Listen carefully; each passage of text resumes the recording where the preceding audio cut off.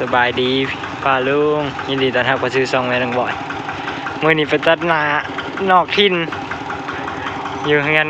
พี่น้องเขาอ้ายเพิ่นบ่มีงัวเพิ่นเลยให้ไปเอาอยู่คันนาเพิ่นมันดกเกินหายอยู่อ่ะ สวัสดีพี่น้องมาตัดน้ำน้องบิ๊กน้องบอย ว่ามื้อนี้ใส่รถอีแท็กไปตัดหญ้าเอามาให้มันหลายๆวิโก้คอยเอาไปมาฮอดบอนตัดหญ้าแล้วโอ้ยหญ้าหน้าเพิ่นมีแต่คันดกๆนาสิคันเดียวกันนาสิเต็มรถไถน้องบอยเลยแหละโอ้ดกแห้งอะไรหญ้าเพิ่นงัวเพิ่นผัดบ่มีอีกอย่างก็โอ้โหผมเคยตัดจักเทื่อหญ้าน่ะเต็มคันบัดนี้คันใหญ่เด้เต็มบรรยากาศกับฝนตกลินบางทีอาการน้องบอยกับสิบริถ่ายเห็นเบิ่งเด้อเพราะว่าฝนมันตกเลยโทรศัพท์น้องบอยมันกดไปเองเล่นไปเองต้องเบิ่งบรรยากาศนะนี่ก็ฝนตกปล่อยฝนตกลินบรรยากาศบ่แดดบ่เมื่อยตัดหญ้ากะลมเย็นแต่ว่าถ่ายคลิปให้ป้าลุงเบิ่งบ่ได้มาเบิ่งน้องบิ๊กสิไปฮู้ให้เบิ่งน้องบิ๊กคนโก้รอยัลบันทา เสียงเครื่องตัดหญ้ากะสิดังแน่จังหน่อยเพราะว่า2เครื่องอ้ายเพิ่นมาตัดซอยนำเจ้าของนาเพิ่นนั่นล่ะมาตัดซอย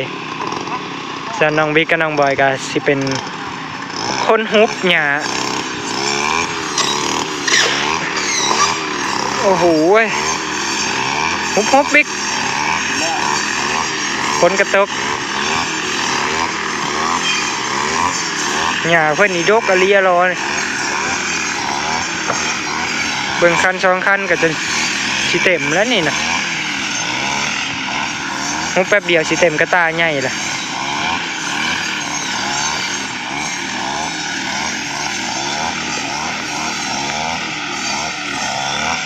ฮุบป้ายนักกระตานี่ก็พอแล้วเลยได้นี่กระตากับบักนักนึง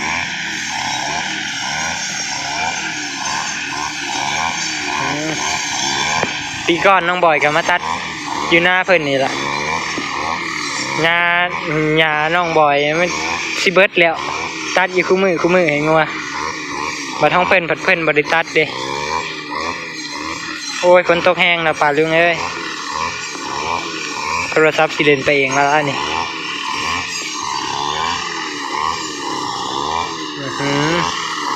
ปีฝนตกแล้วเบกเร็วฝนตกแล้วเปล่าหุบเปล่าแล้วโทรศัพท์สิตายโทรศัพท์กับบริมีกันน้ำได้นี่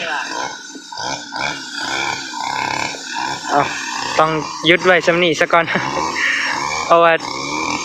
ฝนมันตกแล้วถ้าฝนเศร้าตกน้องบอยจังกีทาให้เบิ่งใหม่น้องบิ๊กกับน้องบอยเกือบเต็มแล้วมีแค่คันเดียวไอ้นี่ปลาลุงไง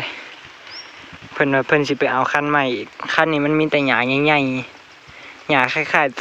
ต้นเขานะแต่เพิ่นยันงัวเพิ่นบ่กินพอน้องบอยเพิ่นยันงัวบ่กินเพิ่นว่าเพิ่นสิขึ้นไปหาเอาหญ้าใบน้อยๆอยู่ทางเทิงอีกคันเดียวก็เกือบเต็มรถละบรรยากาศทุ่งไร่ทุ่งนาฝนตกลินนี่หญ้าสิเป็นแล้วนี่หญ้ามันสิเป็นต้นแล้วนี่เพิ่นยันงัวเพิ่นบ่กิน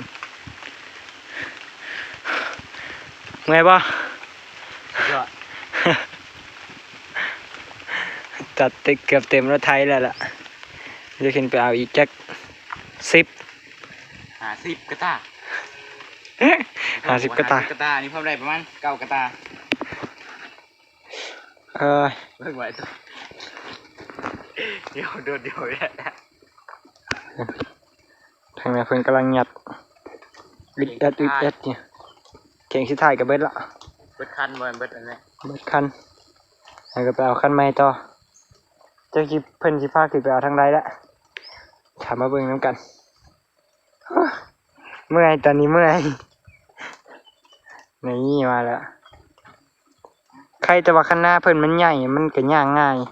เวลาย่อกระตามาย่อตะกร้าใส่แหยมาขึ้นคันหน้าน้อยแล้วโอ้ยตกคันหน้าแต่พึ่ตะพื้อละ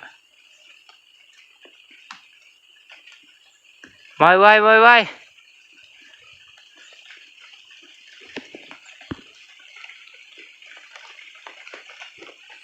มาแล้ว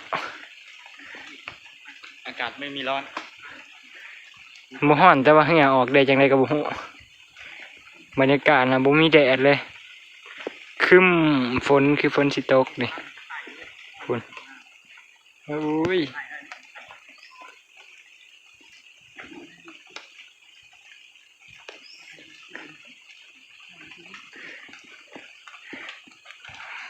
ว่าแล้วว่าครึ้มคือฝนสิตกมันตกอยู่นี่เนาะป่าเหลืองเปาะไปเถอะที่นี่เด้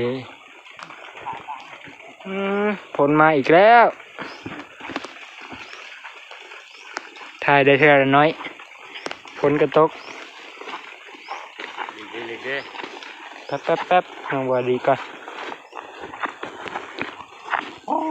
นักพี่น้องกองฝ่ายบัดนี้ เอ้า เร็วโอ้น้ำปักเลยเฮ้ย น่ะ ถ้าจะได้เลยดำปุ๊บไป เดี๋ยวปึ๊บ กล้าจะติดขึ้นไปดูเข่าลูกวิ่ง เฮ็ดให้ยัง เข่าแล้วน้ำเลยเล่นพาเลยน้ำนั่นนี่นี่หมอก ย้อนแห้ง ลูกพี่แห้งนะ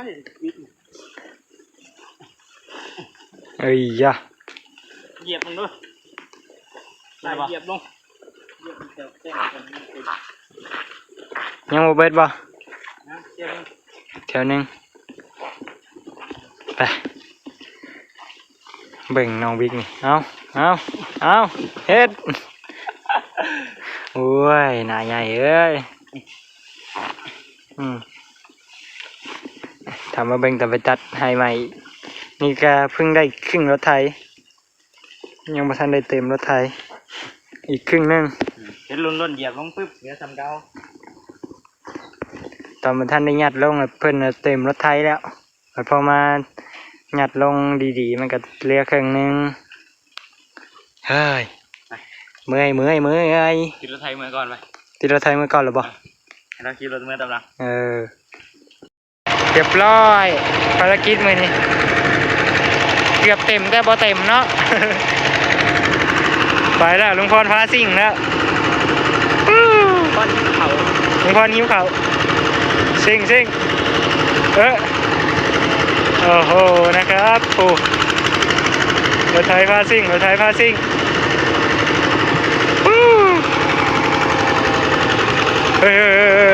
ยโอ้เสือหวานเจี๊ยบ มาหอนเฮือนแล้วจ้า3 เถิกปลาบัวป้า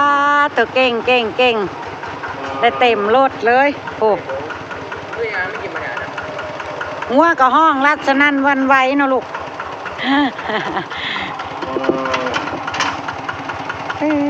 ซ้ำสิกินบัดนี้งัวโอ้3 เถิกตีลังกา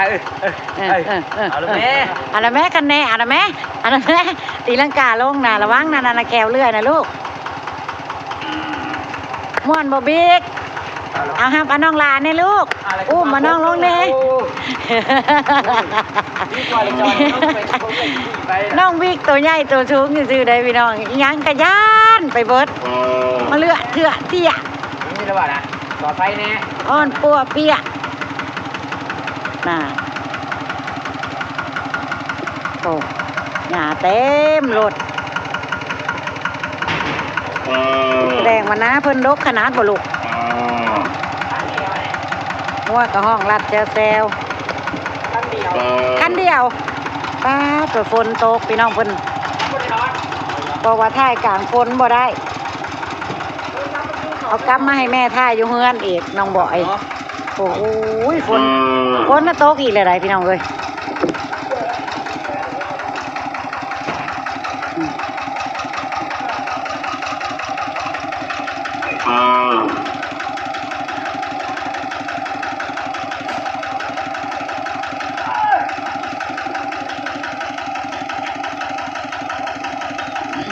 ชีวิตบ้านนอกบ้านนาเช้าไห้เช้านากัดจังสี่ละพี่น้องเอ้ยแต่ละมือแต่ละเว้น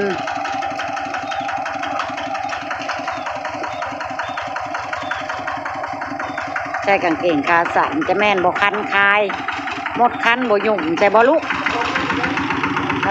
ไปแล้วจ้ะอาบน้ำสระผมเด้อเปียกฝนนะมันจังบ่เป็นหวัดลูกอาบน้ำเปลี่ยนเสื้อผ้าสระผมลูกบุ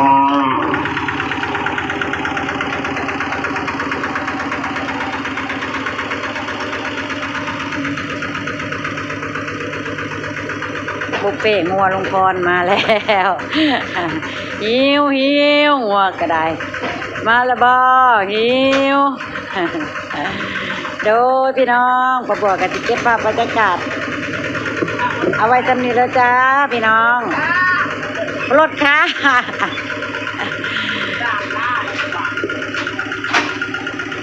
ขอบคุณทุกกำลังใจขอบคุณทุกไลค์ทุกแชร์ขอบคุณทุกคอมเมนต์เด้อจ้าที่เม่นเข้ามาว่ามาคุยกับประบัวขอบคุณที่บอกคำโฆษณาประบัวเด้อพี่น้องจ้าเอาไว้พบประบัวในคลิปหน้าจ้าไปแล้วสบายดีพี่น้อง